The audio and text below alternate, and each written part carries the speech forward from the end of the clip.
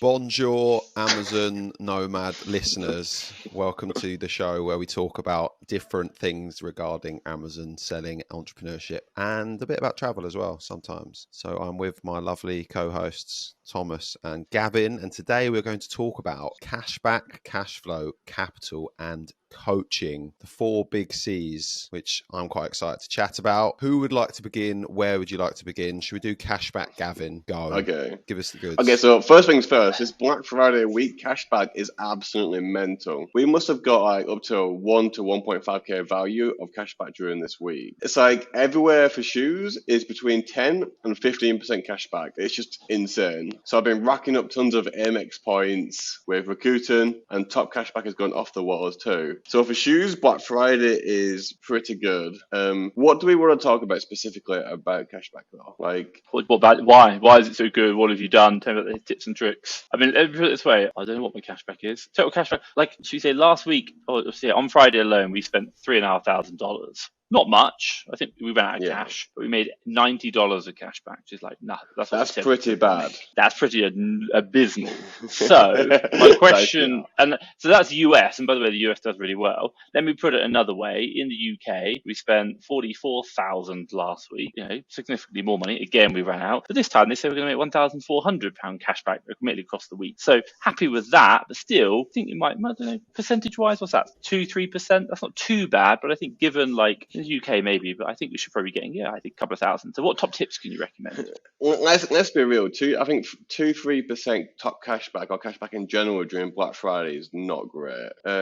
Maybe as like probably averages around 5, 6, 7, 8%. I guess what we do is we will lower the minimum on our sourcing products if the cashback is above 10%. For example, if we accept 30% ROI minimum with 10% cashback, we accept 25% ROI. So a 15% cashback, we would accept around 20, 22, somewhere around there. So we can lower the sourcing requirements if the cashback is that high. Why? Why is it not 1-to-1 though? Because cashback is never guaranteed. So I like to have it a percentage lower than what you actually receive from cashback. But I think in terms of sourcing, it makes a lot of sense to focus on sites which give you cashback or doing replenishments from sites that give you cashback. I think that's a really good opportunity during Q4. Tom, don't you advise against factoring cashback into your ROI expectations? Or am I getting that wrong? No, I generally do, and the reason why I do is because exactly what Gavin said is people think it's going to be what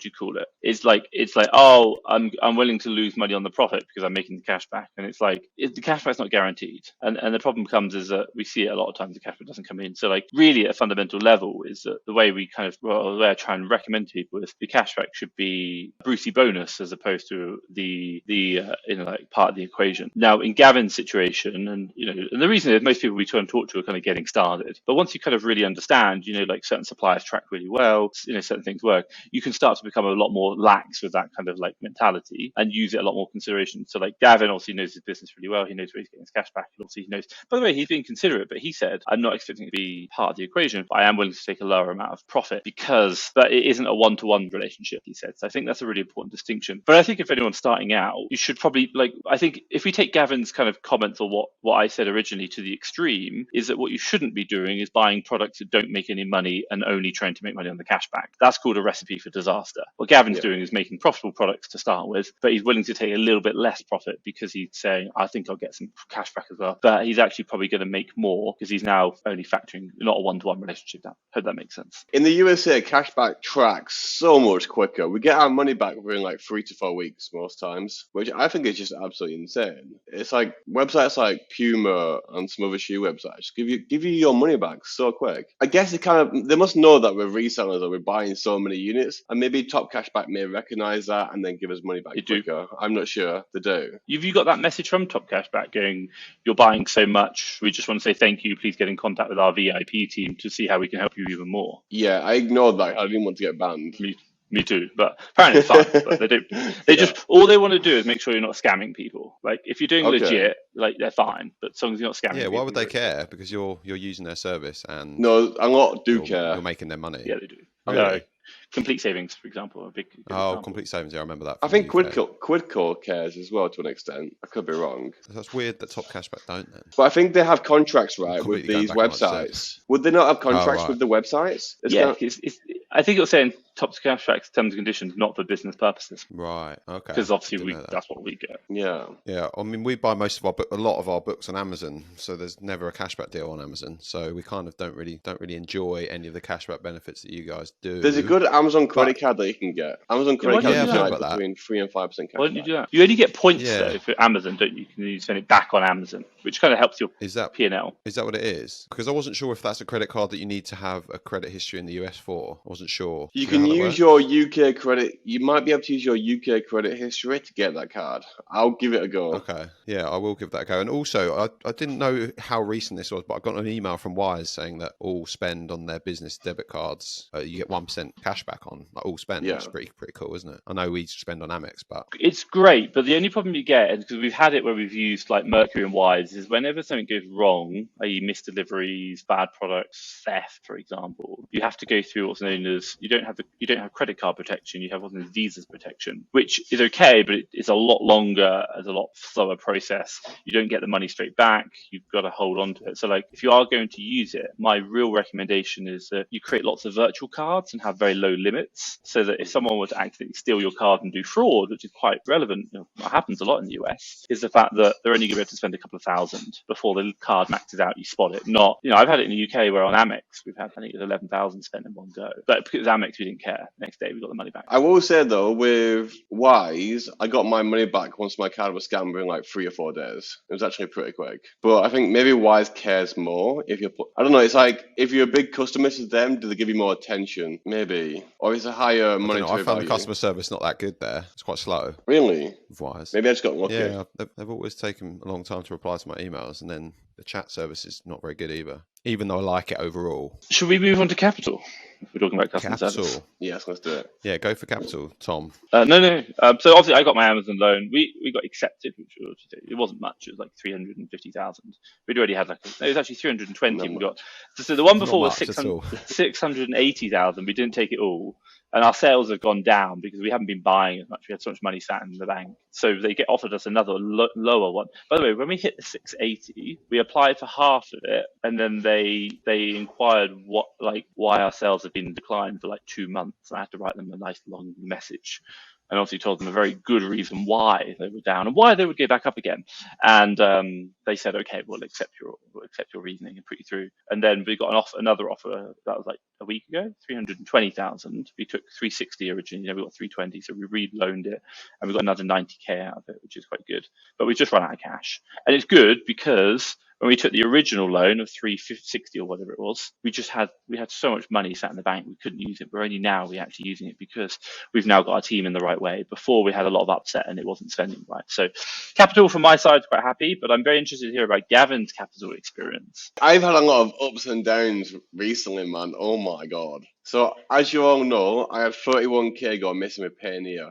I think it was missing for about 4 weeks in total, which is a lot of money to go missing, Yeah, I had to bet on the fact, like, am I going to get this money back in time to pay my credit cards? So I basically put in like every ounce of my personal money to pay off my credit card. And then I just continued spending heavily. I took maybe 1 day in line, so I was playing a bit risky. But I got offered a 103k Amazon loan as well. So as I've got 31k missing, I then get a 103k loan, or offered one from Amazon. So I'm like, okay, now I'll start spending heavy. So that loan is currently being reviewed. It hasn't been accepted yet. Funnily enough, they want to have a call with me because they're asking, why did your payment change? Why did you change it to this card and change it back? So that's going to be an interesting call with them. And then once that call's done, hopefully I get an extra 103k. Now going back to Payoneer, so contacting customer support, absolutely useless. Calling them, my business development manager, bloody useless. But then I did a post on Facebook and got some help off two very kind guys guys, and they had the issue solved in 2 hours. So that's a bit annoying. No matter how much I kicked and screamed like on Twitter, wherever I was posting, all I needed was a direct contact with someone with authority in their business. And somebody helped me out with that, and the issue was sorted in just 2 hours. Outrageous, right? 2 hours, man. So my BDM was lying it's to me. outrageous, but it's good. Yeah, it's outrageous, but it's good. Yeah, but it's really interesting that, like,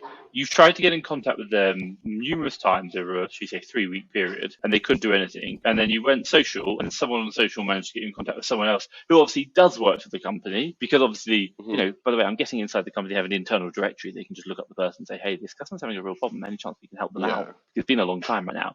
And they couldn't. And then obviously externally, someone knew the right person to speak to. And you'd be like, how bad is a company whereby a company can't help itself and external people have to help it for them? Like internal communication, let's put it that way. Yeah, that's shocking. Insane. Absolutely bonkers, man. And like, that is a lot of money to go missing. Like, that could have caused me a lot of issues paying off my credit card, for sure. But luckily, I don't have to do that. And we spent like... advise viewers to do what you did.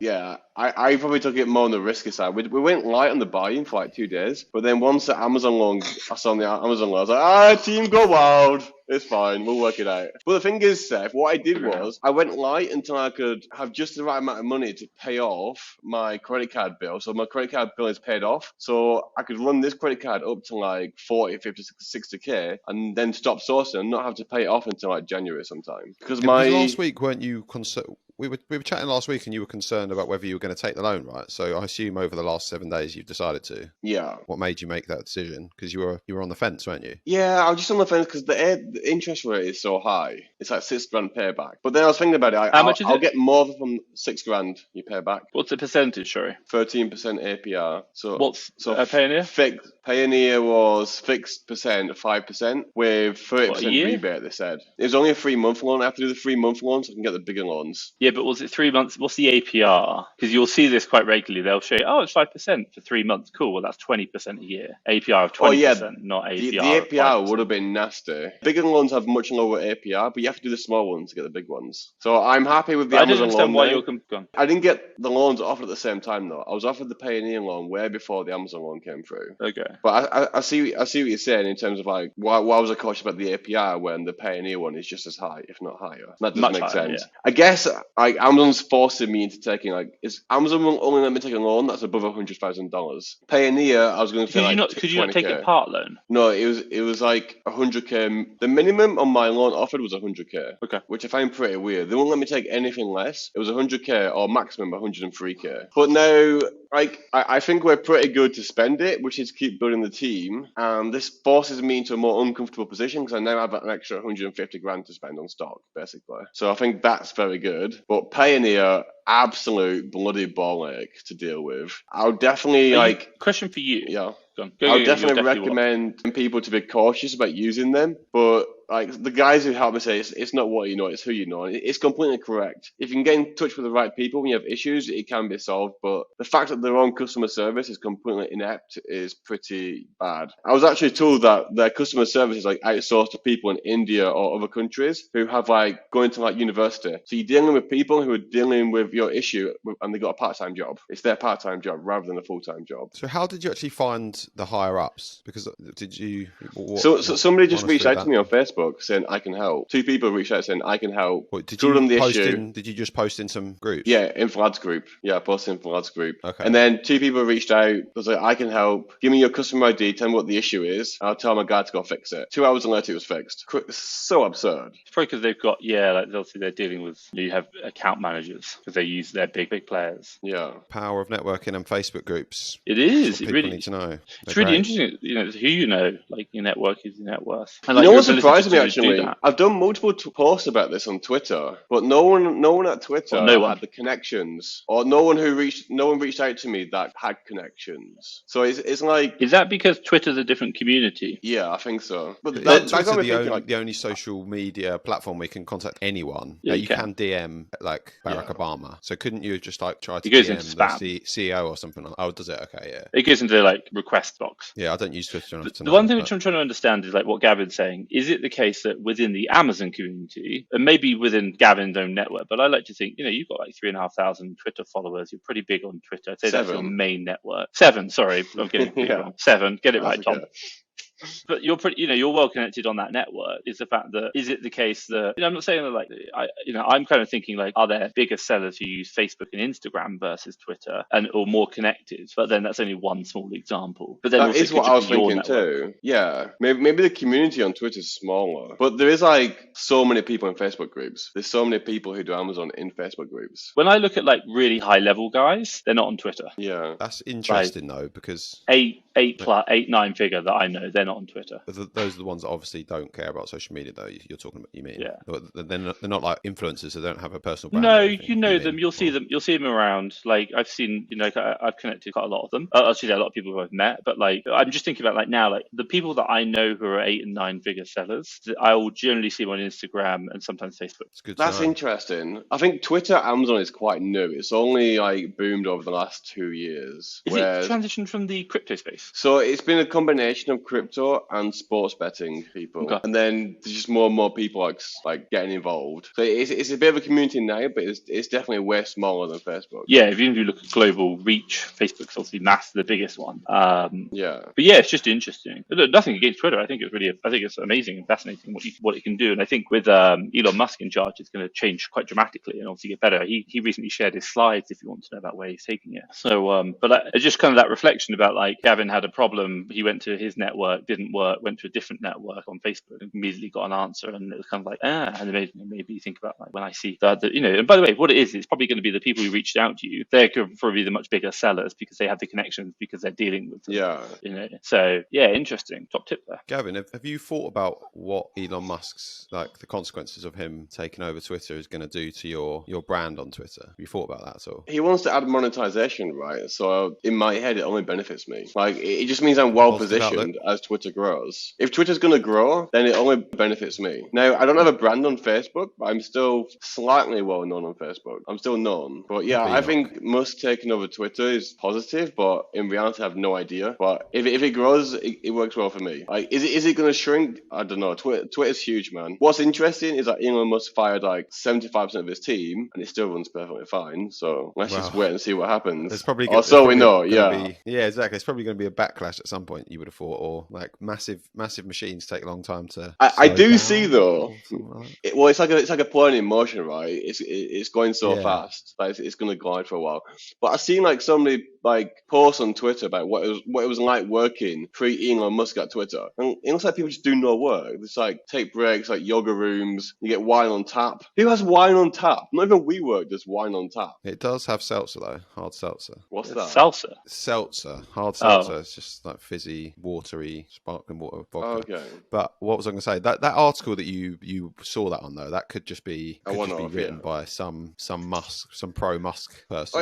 It wasn't. Yeah. Like you don't really know, do you? Just like some clip of Twitter former employees playing ping pong on a Friday afternoon. Like they might have been working really hard. That was somebody's first day starting.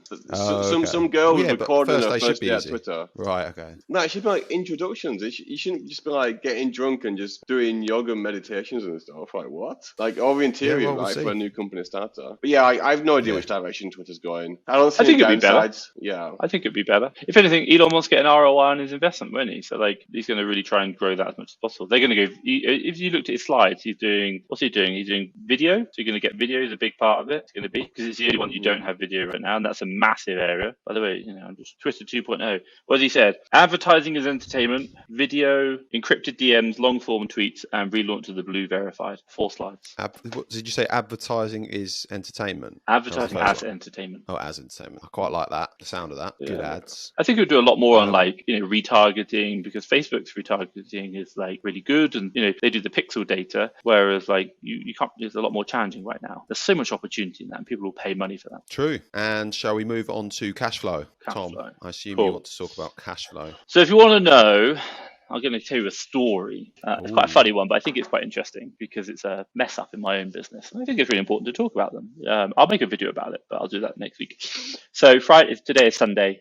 Friday, I checked my Friday I checked my emails. I was about to finish for the day, and I checked my personal emails. And I saw an email from my bank account. It looked a bit of an unusual one. I was a bit like, okay, what's this? Had a look, and it said it's insufficient funds. I was like, what? And I saw another one. It said insufficient funds. It said we tried to take a payment for your like £150,000 £1,000 to pay off your Amex credit card. You've got insufficient funds. And I was like, why? Like, we do cash flow. Like, the whole point behind doing cash flow every week is to ensure that we have the money to pay the right amount. What I did is I had to look in my UK bank account for my Amex, the payment, and also I could see that the money had come out and then gone straight back in again because it had bounced, i.e. we didn't have sufficient funds to pay. And I was like, oh my God. And the reason why I say oh my God is because, just talking about loans a minute ago, I actually messaged Amazon directly and said, hey, can I get a loan for Amazon USA? And they were like, I said, please send it to the lending team. The lending team replied back to me and said, hey, we'll check it, but we won't tell you why, but we will check it. We'll do it on an ongoing basis. 5 days later, still nothing. So something not right. And the one thing I do know is that 6 months ago, we missed a credit payment on a phone bill. So we have a black mark on our US credit history for the company. And I was like, oh my God, we're about to get a black mark on my UK credit history. And what does this mean? If anyone knows anything about credit files, black marks means you're generally okay with one, but if you get multiple, we haven't got any. But I don't want to get one,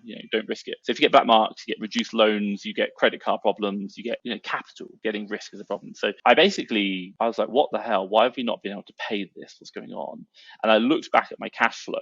And now, if you want to know, we train admin VAs. Now we have a new admin VA who we've been training up, and they were in charge of cash flow this week. Should have been checked by my other admin VA. Now what happened was we created the cash flow on Monday. Now the new admin VA assumed we'd got the Amazon loan that I talked about earlier. So put that into the cash flow. And I literally went straight back on Monday when I saw that come out and said, don't you dare put the cash flow in there for the Amazon loan until we've got the actual loan in the bank. Like we've only applied, we haven't got it. And they're like, oh, sorry, sir, cool, redone the cash flow. And I didn't think anything more of it. Unfortunately, that cash flow wasn't checked. It wasn't checked by the person who was supposed to be managing them, wasn't checked by ops manager, and it wasn't checked by me. Why? Because on Friday, I literally went straight back to that cash flow, looked at my cash flow sheet, and guess what? It literally showed in big red writing that on Thursday, we would not be able to pay our balance. We'd go negative in the balance sheet, for the amount of money we had. And I was like, oh my God. So what happened was, at a fundamental level, internally, and we're still investigating it now, and I'll pick up with my team on Monday because it's Sunday today, and we'll find out what's happened or what's going on and what we can do to minimize it. But people didn't check the follow-up cash flow. So the first cash flow was made,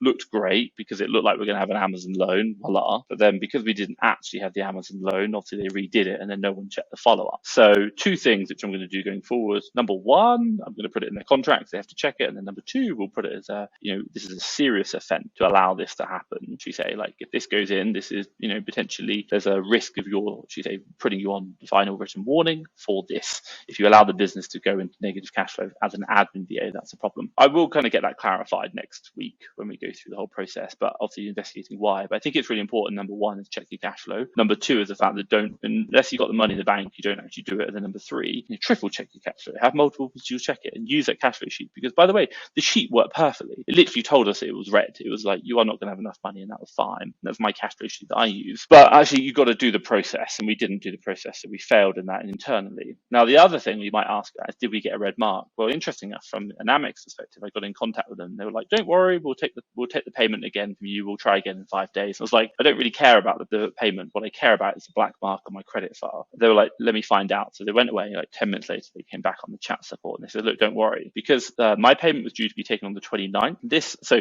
my payment has to be made by the 29th, and your Amex payment, she said, is always taken 5 days before. So this is 24th. So what happened was we bounced on the 24th. Now they say we'll try again in 5 days, which is the date of the payment. This is so long as that payment happens fine, no credit history, no mark, no nothing. Why? Because you've made the payment on time as expected. But if that one bounces, you get a problem. So if you're interested to know, with Amex, I'm not saying with everyone, just with Amex, they actually take it 5 days before so that they can have another chance to take it again in the event it fails, before you miss the credit filing date or the credit payment date, which then causes a black mark. So we're going to be lucky. We're not having any marks on our account. Absolutely fine, so long as the payment on like Tuesday goes through. So happy with that. But an absolute mess up internally, just because we didn't double check it. That was it. We didn't check the rehash. And I think that's an important point. And interesting enough, I went through and I was like, by the way, it's okay for a junior person to do this as long as it's being checked. It wasn't rechecked. So that was a problem. So let's put it this way. Why was it not rechecked? Well, that's what we're going to find out. I didn't find this out until late on Friday night, so obviously my team are finishing up. But let's put it this way, it's going to be some very uncomfortable conversations on Monday morning with my team, and probably some people are going to be very unhappy. But at the end of the day, I'm happy to have that, because we cannot have a business whereby we're using other people's money and we cannot manage that money effectively, and in turn we're failing to meet payments. And that is a sole responsibility for my admin team's job and my operations to do that. Like, I cannot be the person who's doing that. So if we cannot do that, then the people in the people in the places aren't fit for purpose. But I'm not saying that I'm saying internally, if we continue to have that, they're unfit for purpose. But if we had that problem as a one-off, we've learned from it, but now we need to really recognize the importance of this and have multiple people checking to ensure multiple people redundancy. And I think that's a really important point. And I think for me is, like, internally in my head is to say, I think everyone does check it on the Monday, which is what we do have it habitually. Like, everyone's like, cool, yeah, cash flow looks good, happy days. And I might even get it now whereby my admin VA tags my other manager in, and my other manager has to reply to say check within 24 hours, like, kind of, what's your process going to be, so that I know that they're doing it. Because, by the way, what do we do when we do cash flow? I literally take screenshots when they ask me to move money. My accountability piece is I send them a screenshot of the money actually moved, not saying, oh yeah, I've done it. No, I have to send them a screenshot, because the screenshot is accountability on my side to say that I've done what I said I've done, and I can prove it.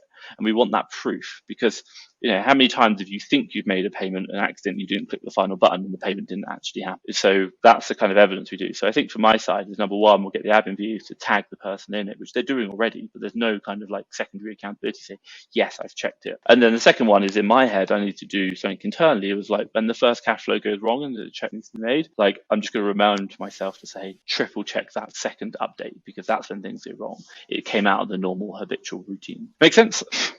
Makes sense. Scary times. And so, well, it sounds like crisis was averted. So ultimately you've learned something, and shit didn't hit the fan properly, which is quite nice. But that was lucky, though, that you checked your emails, I guess. Yeah, and I think also the other one, what I will do is I'll set up a forward from my personal emails to my business email, because I don't check my personal that often. I check it maybe once a day, tops, and then like I check my business ones all the time. And I'll forward it across. And then also what I'll probably do is I'll forward all emails of that straight to the admin team as well, so they can see it as well. But the idea is we should never get that email. But it's kind of, I think, like, when we had the £11,000 stolen on our US account, $11,000, we talked about the whole strategy behind it. The first thing was prevention, then it was detection, and then it was over how we deal with it, overcoming. And I think we'll kind of go through that same strategy and write the process out, like, how can we reduce this down? And again, what are we trying to do? We're trying to improve our SOPs, because we've identified the problems happen. Luckily enough, it's not going to cause a long-lasting effect, but that SOP is going to protect our business even further. And I think it's really important to talk about the problems, because only by really deep diving into those problems do we figure out how we can get even better as a business. Yeah, and to make sure you don't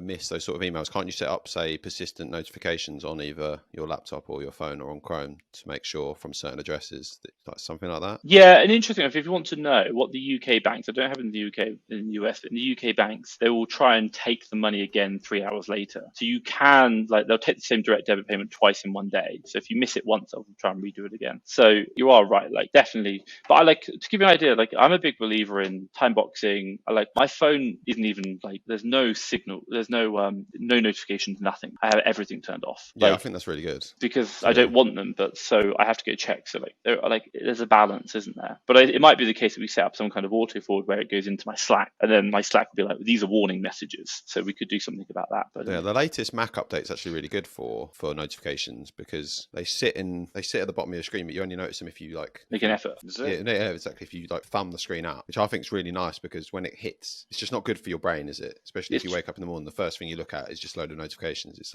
the whole dopamine hit, isn't it? That's why I have my phone in black and white, because it's just better for your brain.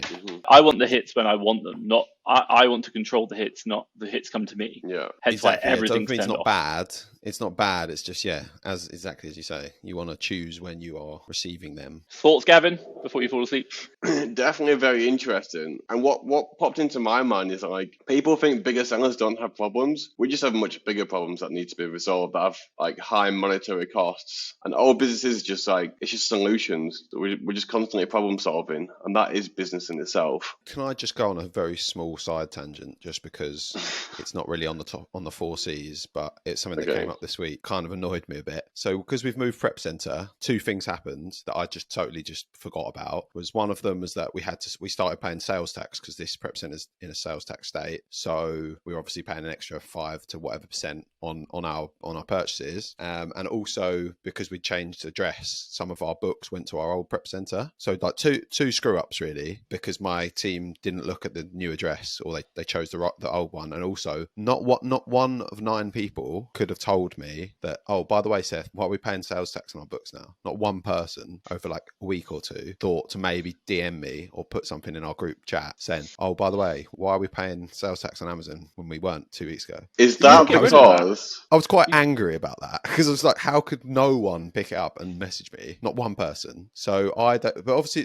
I don't really know what to do with it. I was just obviously just had you to can tell you my can get ops manager, refunds? just why didn't you tell me? Oh no, I know you can get refunds. It's more just that we've got yeah, exactly, the culture that no one felt like they could come to me, and then also the address thing was just a minor thing because it's fine. Like we can just send those books in when restock limits go up. But it's just two things that should have got told to me ASAP as soon as they happened, but I had to think fish about it it out another way. myself. Think about it another way. Is like, how could you have created an environment, or maybe like a structure or something, whereby that information kind of gets reported? So like it could be like, put it this way, it could be one thing my team do is on a Friday, I think it's 3 p.m. or something, they sit together and they talk about the business and talk about what's changed and what they can make better. So like they just kind of document all the stuff like, this has changed, what can we improve upon? So for you, it might be like, can you create an environment whereby, maybe you have a research structure, like every week they just document things that have changed within the business, like they noticed. Like you just want to see a Google sheet or something with all the things that every week they just share it, they keep updating it. It's a constant communication piece about what's going on in the business, what's happening.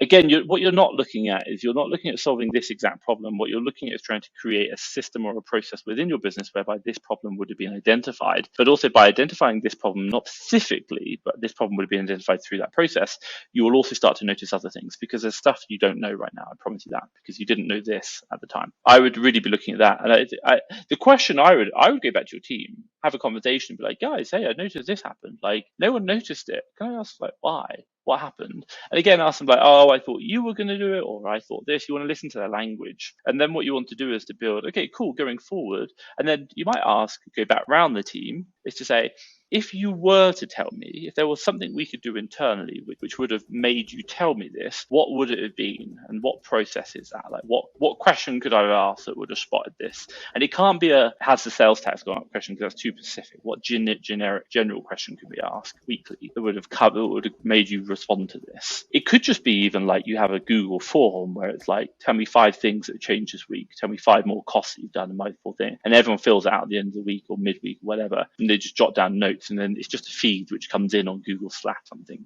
or Slack, or you can just read it and say, oh, what's that? And maybe you discuss it in your next meeting. Yeah, I think that's a good idea, because we've got obviously got lots of different channels on your group chats, whether it's Slack or a different type. And I've got one called questions. So I want people to ask questions, whether it's, is this book good to buy, or whatever Amazon related questions. So I was hoping that sort of channel would maybe it would crop up in there, but obviously it didn't. But I think what you just said there actually is a better one, because obviously a lot of Filipinos and just a lot of people in general are quite shy, so they might not want to put something on that. But the Google Sheet idea is good because people can do it without eyes on it all the time, right? I think that will make it a bit easier to suggest stuff, because if it's in a group chat, they know. Does that make sense? Yeah, I think the other one you need to do is like, the group chats are great, but the problem they have is that they allow people who don't want to talk to do nothing. So the way you got to do it is you got to get your manager to say, everyone has to ask a question every week, and I will be holding you accountable. So that every week I'm going to create a tally on Monday and say, here's your name, how many questions you asked last week, and they know they've got to ask questions. So what you're trying to do is not just like those who want to speak up. It's like everyone speaks up. Yeah. Also, I guess just whilst you said that, I was thinking that we have a team meeting every 2 weeks. So I guess I could say at tomorrow's one, for the next meeting, come with 2 questions, but you don't have to. You can bring them to the ops manager before or whatever, and then we've got a list of them. Something like to make it a bit less like daunting, I guess, even though it's not. No, I think you want to make it daunting. You want to make them like, everyone has to bring a question. Yeah. We tried to do that for a bit, and then it kind of just didn't really go anywhere. But yeah, I'll probably bring it back just because. But then that's your Why job not? about, number one, celebrating they're asking a question. Then number two is the fact that they Yeah. are, and then answer the question. But you want to make it a safe space whereby questions are okay to ask. Yeah, that's true. But We'll take that on board. But just ask them, if you bring that question thing back, would that have solved that problem? Would that have noticed that problem? Highly probable. Maybe, but you have to ask them. Yeah, maybe. Yeah, exactly. Yeah, that's the question. Gavin, thoughts? Yeah. I don't know. It's late. I'm starting to fall asleep a bit. But I think what you said pretty much covers it. My question is, do you not have any managers in your business who really should pick up on this almost immediately? Yeah, I think that's the I was most annoyed with that team member, really, because it was quite a long time. But how's your relationship with the manager, though? That's very good. She does a great job at everything that I've told her to do, but maybe she's not thinking outside the box, or potentially not going the extra yard in that respect. Like she is with her job role, but she's not necessarily having an entrepreneurial outlook on the role, right? She's more like doing her job description, but not necessarily doing extra on top of that. But that could be Is it possible that I can work on? So when a business is too automated and the employees just have to follow the same process day in day out and not have to think much, could that create like issues where this just slips through the cracks? Yeah, that's a very valid point. I think you can automate stuff a little bit too much. Maybe, I don't know. Just waiting for Tom's answer, aren't we? Hi, Tom. Yeah. Well, Tom likes automation. Yeah, I think the question comes is like you should have very defined automation system and process, but also you should have an area. You should have what's known as like in this. Like, by the way, because really Seth's the innovator in the business, and that we're not really asking the person to be, the purchasing manager to be the innovator. We really want them to do the thing, but what we can do is innovate in a way that we go through our change programs in a very structured way, and when we're thinking about change, we also do failure analysis behind them. So we do predictive, preemptive failure analysis, and then we do post-failure analysis. So it's kind of like any change you're going to do within your business, changing prep center. Okay, cool. Here's what we're going to do. Right, let's sit down. Let's talk about what's the change going to happen. Fantastic, good. Okay, let's talk about how it could fail. What's going to happen? Okay, cool. Let's maybe just and by the way, you might have your internal question document. It's like, okay, everyone, we're doing this change this week. Everyone, I want you to focus on questions around this change. And as we go through the change, please drop your questions in. Like, I want to see everyone asking questions, anything they're seeing, anything that's going wrong, just to question everything. Like, I want to hear everyone seeing like statements, assumptions, things that are not going well. And then once we go back, and then once it's happened, we ask what have we learned from it? What's happened? So again, you're just always kind of asking questions. By the way, because the innovation part of it, the entrepreneurial side is Seth, and you're not really trying to look for your purchasing managers to be entrepreneurial, because I hate to say it, it's quite an administrative task. Go through, buy, review, buy. So there's different skill sets. Like, we can do it as entrepreneurs, but we get a bit bored. So we're quite happy with our purchasing managers, but what we can do is create environments or structures which will support us in getting those feedback mechanisms in place, which will help doing. And I think failure analysis is the one thing that we probably don't do enough. And asking great questions. When did you learn predictive failure analysis? You just you do it where,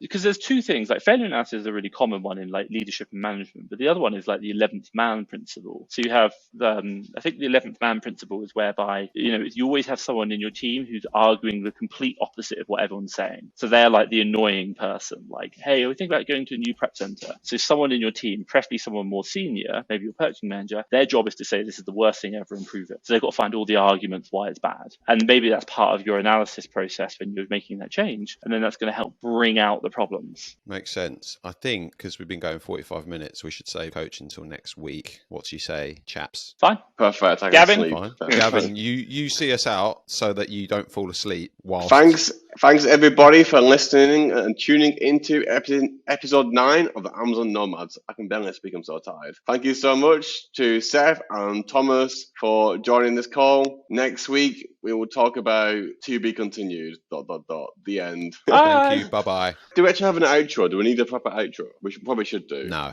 you don't need one. We just wing it every time, the intro and the outro. Something new. It's nice and raw.